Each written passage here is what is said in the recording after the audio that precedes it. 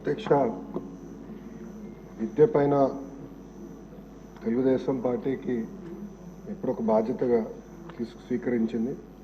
మీరు చూస్తే తెలుగుదేశం పార్టీ ఆవిర్భావం తర్వాత 11 డిఎస్సీలు ఏర్పాటు చేసి 1,50,000 మంది ఉపాధ్యాయుల పోస్టులు భర్తీ చేస్తాం జరిగింది. అధ్యక్ష, నాకన్నా మీకే బాగా తెలుస్తుంది. దాంట్లో అధ్యక్ష 9 డిఎస్సీలు చంద్రబాబు నాయుడు గారు గౌరవ ముఖ్యమంత్రి గారు నాయకత్వంలో కూడా జరిగింది. అధ్యక్ష, ఈ ప్రభుత్వ అధికారంలోకి వచ్చిన తర్వాత తొలి సంతకం మెగా డిఎస్సీ అని పెట్టడం జరిగింది. అధ్యక్ష, దాంట్లో కూడా అభ్యర్థులందరూ నాకు నా నంబర్ దాదాపు రాష్ట్రం అంతా తెలిసిపోయింది. సో అందరూ నాకే డైరెక్ట్గా మెసేజ్లు పెడుతున్నారు. దాంట్లో ప్రధానంగా టెట్ ఏర్పాటు చేసి టెట్ తర్వాత డిఎస్సీ పెడితే బాగుంటుందని కోరటం జరిగింది. దాంట్లో భాగంగా మీరు చూస్తే టెట్ నిర్వహించాము. దాని తర్వాత ఇప్పుడు డిఎస్సీ కూడా త్వరలోనే మేము నోటిఫికేషన్ కూడా ఇవ్వబోతున్నాం. అధ్యక్ష, దాంట్లో 16,000 పైచిలక పోస్టులు మళ్ళీ భర్తీ చేయబోతున్నాం. అధ్యక్ష, గత ప్రభుత్వం 5 సంవత్సరాల్లో ఒక ఉపాధ్యాయ పోస్ట్ కూడా భర్తీ చేయలేదు, కాలయాపన చేస్తాం జరిగింది. అధ్యక్ష, పెద్దలు అన్నట్టు ఈరోజు నిరుద్యోగ యువకులు ఆశతో మన ప్రభుత్వం వైపు చూశారు.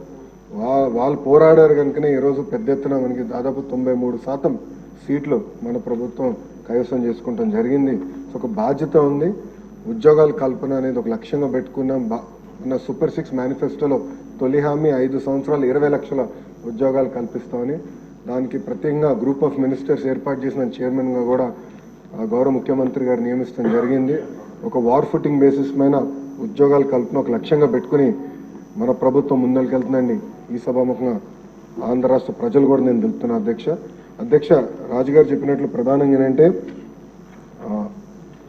ఇక్కడ 2-3 విషయాలు చెప్పారు. ఒకటి, ఎంతమందికి ఇంకా అంటే వేకెన్సీస్ ఎంతమందికి ఆర్డర్స్ అనేది ఇష్యూ చేసామనే దానిపైన ఒక డిస్కషన్ ఉంది. అధ్యక్ష, గత ప్రభుత్వం నోటిఫై చేసిన వేకెన్సీస్ 4,534. అధ్యక్ష, దాంట్లో అపాయింట్మెంట్ ఆర్డర్స్ ఇప్పటికి ఇచ్చింది 3,939. అంటే ఒక 600 సుమారుగా ఒక 600 వేకెన్సీస్ ఉన్నాయి. గౌరవ సభ్యులు ఇంకెక్కువ ఉన్నాయన్నారు. అధ్యక్ష, ఆ వివరాలు నేను తీసుకుని దాన్ని ఎట్లా టేకప్ చేయాలో చేస్తాం. అధ్యక్ష, రెండోది వచ్చేయగల పెద్దలు అన్నట్టు రిటైర్మెంట్ బెనిఫిట్స్ అనేది వాస్తవంగా ఎంటీఎస్కి ఉండదు.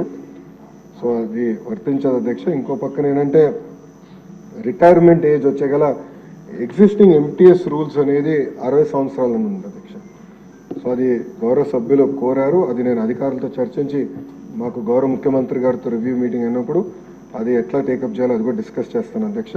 అధ్యక్ష, మీరు చూస్తే చాలా స్పష్టంగా నేను చెప్పదలుచుకుంది ఏంటంటే 1998 డిఎస్సీలో 22,542 పోస్టులు శాంక్షన్ అవుతే ఫిల్ అయింది 18,008 పోస్టులు. అంటే పెండింగ్ 4,534 పోస్టులు క్యారీ ఫార్వర్డ్. దాంట్లో 3,939 పోస్టులు ఎంటీఎస్ ద్వారా అపాయింట్మెంట్ అయింది.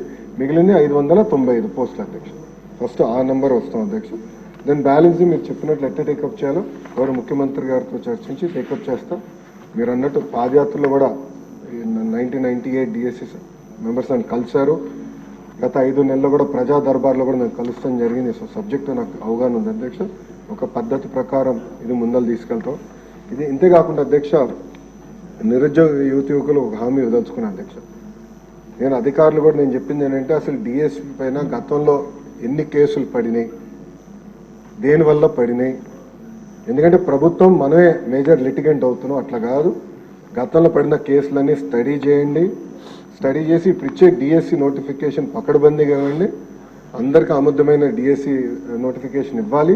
ఇది మళ్ళీ ఒక లీగల్ లిటిగేషన్లోకి వెళ్ళకూడదు అని చాలా స్పష్టంగా నేను చెప్తాం జరిగింది. అధికారులు కూడా చాలా టైం పెట్టారు దానిపైన. అధ్యక్ష, మీ అందరి సహకారంతో one of the best notification త్వరలో మేము ఇవ్వబోతున్నాం.